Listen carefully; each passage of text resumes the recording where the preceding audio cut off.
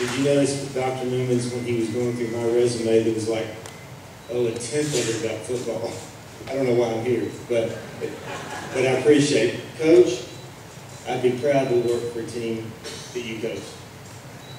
I had a stinking day today, by the way. Kobe, I'd have been proud to work on a team with you. I'm not kidding you. I would have loved to do that. And the Snowball family, I loved him.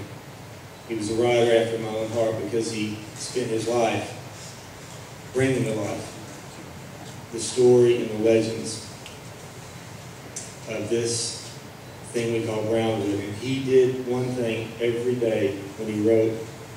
He shone a light on the dreams of these kids. He shone a light on the dreams of the coach and the community. He never brought darkness in. And Dallas Houston, the voice and the soul of this magic journey, I am honored, honestly, to be up here with you. And that's it. One thing I would like to say. Actually, the last thing. I love you. I appreciate Mary Spence being here tonight, my wife of 34 years, because the first time I brought her to Brownwood, Texas, I told her all about Brownwood and my dad and my mom and the schools and Bill and Peter and Dee Dee and all Jerry and all you guys. And so Mary comes and she's from Peoria, Illinois, and she thought I was a little whacked anyway. So we came here, we went to my little place on Bellmead, and Daddy looked up and said, Mary, why don't you and I and Roy go out to the country club? It's toward the end of the evening. I thought, that's nice. We might have a little nightcap and look at the river and the lakes and maybe whatever. We got up there, he got in the boat and went frog gigging. No, this is just, we went frog gigging. And with the cork, the pitchfork. And she didn't leave me. I'm thankful. That's his dad. Y'all knew him. God bless him and my mom. My sister Mary Gordon, whom I adore, is here. By the way, we didn't bring any more family because we knew you would. So,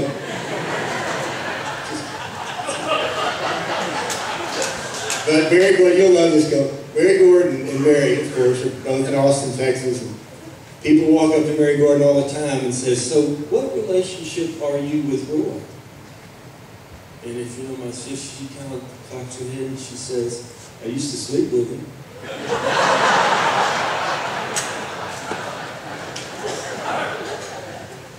It's a joy. I told people yesterday I loved every day. Every day, except 2 days. I love every day in Brownwood, Texas. And all the things Kobe's talking, all the things that Mitch, all of you are talking about, you take all these treasures and you put it in your heart. And you go on these earthly journeys that you never dreamed about. And I never dreamed about the one I'm on still. I just want to tell you 2 things about 2 most important games, I think. Not yours or anybody else's but mine, that happened in Brownwood, Texas. First of all, with my 65 group, and by the way, I love the Southlands. I'm not kidding you. Y'all have been my friends and my family, and I want that recipe for that cake that you made that you put butter on. And Coach Wood would always challenge me, and Coach Southall would always encourage me. That was the partnership, by the way, and I think about y'all all the time. God bless you, Shay, and Cy, and Terry. But all the folks who played on our 65 state championship team, y'all stand up. You come on, let's stand up. This was awesome. We only had, yeah. And see, the miracle, thank you guys. The miracle of that day, we only had 5 players. It was really stunning. But when you win a state championship, it's got to be one of the 2 most important games in your life, and it was the miracle that we did. And, but I will tell you a game that, and this is for you younger folks, that I think was the most important game in Brownwood's history in my lifetime. And Dallas and I talked about it a little bit this morning. I was 12 years old, and the Brownwood Lions had not won a district championship for 29, they'd won one in 29 years.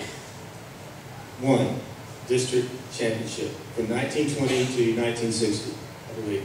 It's dangerous to do this with Dallas here, but whatever. One district championship in almost 30 years, and then something happened. And it wasn't the first game, it wasn't the loss to Temple, although we could have won that one. It wasn't even the game that we won from San Angelo. It was the 7th game on the schedule.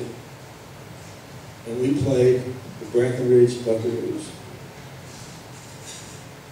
And I'm in the stands, and there was that quarterback, number 11, Benny Elder. And I always wanted that number, Coach, but Henley got it and he deserved it. And we won that game 18-14. And let me tell you what happened. When the lights went down in that stadium, the lights went on in Brownwood. The lights went on in Brownwood. When the lights went out in BD Breckenridge, the lights went on. And you know what those lights were about? It wasn't about just the football team. It was the energy and confidence. We were in the winning business again. We were in the winning business again. What you guys, the coaches, and Coach Woods brought to this town, we turned the lights on. And we could see each other. We weren't afraid of the dark anymore. And the community started moving. And what's so stunning about this, that same year, Dallas, in 1960, you know what came to Brownwood, Texas? Superior Cable. While we broke the losing streak, they broke ground. It's a good line, isn't it? That's good.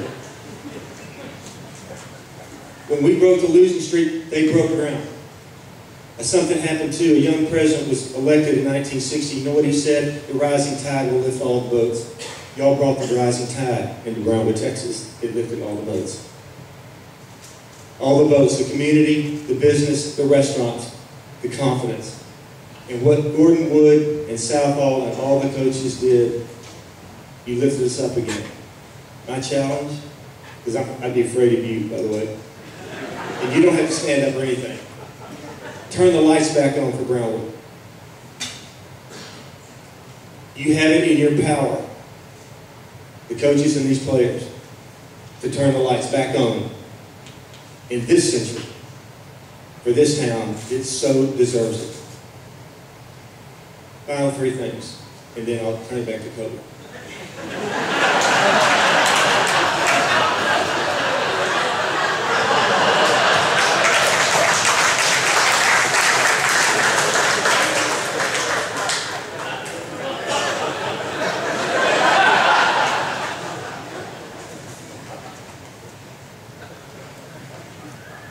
I sat on Curtain Wall today. I was going through the marvelous museum that y'all have done and inspired. And I said the one thing that Coach Wood always taught me, the coaches can develop the game plan. And they can develop even the physical plan, keep you strong. But you got to develop the mental plan. You got to bring your mental game. He also said, don't be stupid. You remember when you, don't be stupid. It's your job to bring the middle game. Focus, inspire, and keep your brain sharp, because that will make the difference between also run and a state championship. Second thing, I always said, if you don't show up, you're the last person you let down. Because you let down your teammates and you let down your community if you don't show up. And we showed up. And the third thing he said, Roy, be on time. I'm working through that one. I'm working really hard on that one. But 2 out of 3. I say thanks to you. Thanks for my teammates, and thanks to the coaches and all the things that y'all were talking about. I'm blessed to be from here. I go all around the world and people ask me where I'm from. And I always say, well, that's a two-part question. Because I say I'm from Brownwood, Texas. I'm doing a stay over in Austin. And that leads to the question, where the hell is Brownwood, Texas? And then I get to tell the story. I get to tell the story that no one's too good and everybody's good enough here. No one's too good and everybody's good enough. And I will take this and I will tell you it does feel like home. And I'm so blessed. And I wish you Godspeed. And I wish you a purpose-inspired life. And I wish you to turn the lights on so we shine a bright light in Brownwood again. Thank you.